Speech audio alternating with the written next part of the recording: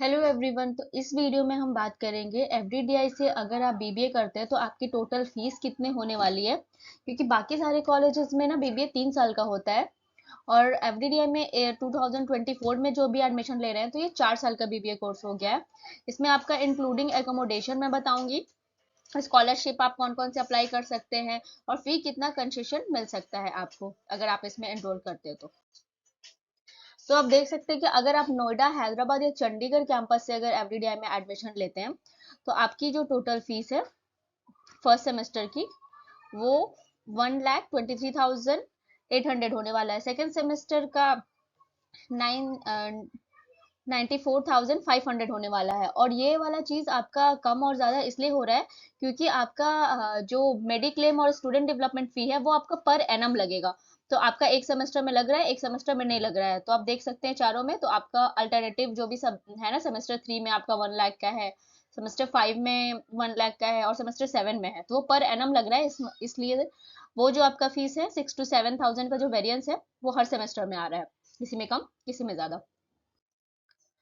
फिर अगर आप पटना कैंपस से बीबीए करते हैं तो पटना कैंपस का थोड़ा सा कम फीस है, जिसमें आपका पर सेमेस्टर 95,000 है, सेकेंड सेमेस्टर में 63,000 है। और ये टोटल कितना लगेगा उसके बाद हम आगे करेंगे, अभी सिर्फ मैं पर सेमेस्टर का चार्ट दिखा रही हूँ, सिर्फ आपके ट्यूशन फीस का।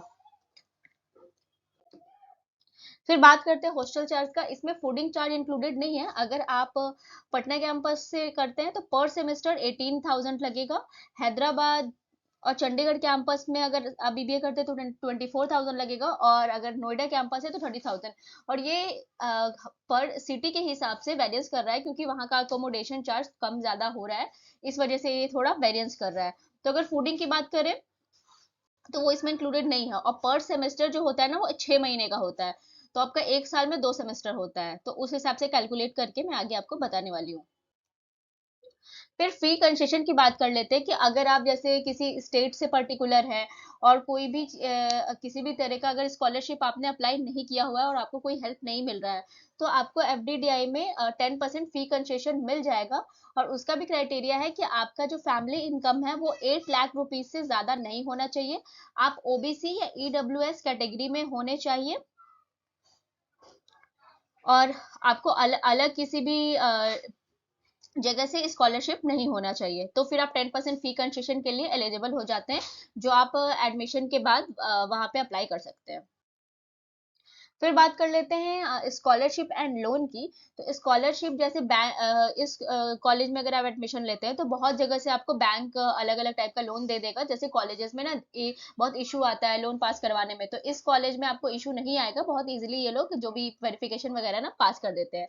फिर है स्टूडेंट क्रेडिट कार्ड। अगर आप बिहार से बिलोंग करते हैं तो आपको 4 लाख का एजुकेशन लोन मिल जाता है, बिहार स्टूडेंट क्रेडिट कार्ड, जिसका गर्ल्स के लिए 1% इंटरेस्ट रेट होगा और बॉयज के लिए 4% इंटरेस्ट रेट है।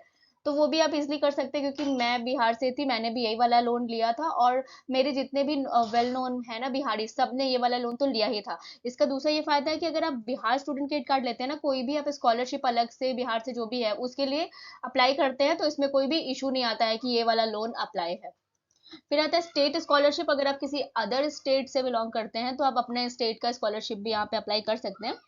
फिर नेशनल स्कॉलरशिप पोर्टल पे भी बहुत सारे स्कॉलरशिप आते रहते हैं, जहाँ पे आप चेक कर सकते हैं, और वो सारे स्कॉलरशिप आपको इजीली मिल जाते हैं क्योंकि इनका वेरिफिकेशन प्रोसेस और ये सब कुछ काफी अच्छा है।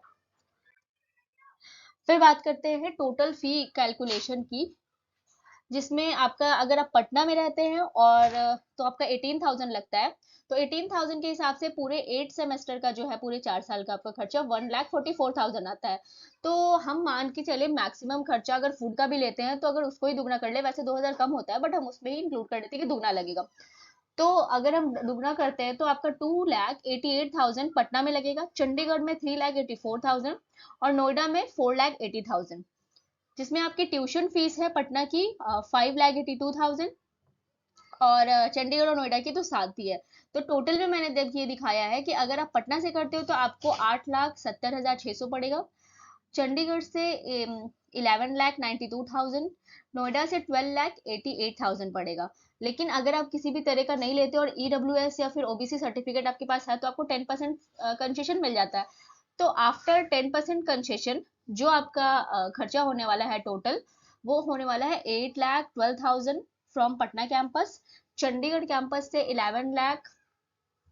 11,380 और नोएडा कैंपस से 12,07,380 रुपीज। तो ये आपका टोटल फी कैलकुलेशन, आपका टोटल फी है कि आपको अगर वहां से बीबीए करते हैं किस कैंपस से, तो आपको कितना खर्चा होने वाला है। तो इस हिसाब से आप डिसाइड कर सकते हैं कि आपको वहां पे जाना चाहिए कि नहीं जाना चाहिए। रेदर देन अगर आप चंडीगढ़ या फिर नोएडा कैंपस चूज करते हैं ना, तो वहाँ पे थोड़े एक्स्ट्रा खर्चे भी ज्यादा हैं, जैसे कि ट्रांसपोर्टेशन थोड़ा सा महंगा है, और मेट्रो सिटी में और भी अलग अलग तरह की चीजें होती हैं, हर चीज थोड़ी महंगी है। तो वहां पे आप थोड़ा इसको 50-60 हजार प्लस ही कर लीजिए कि थोड़ा ज्यादा महंगी होगी।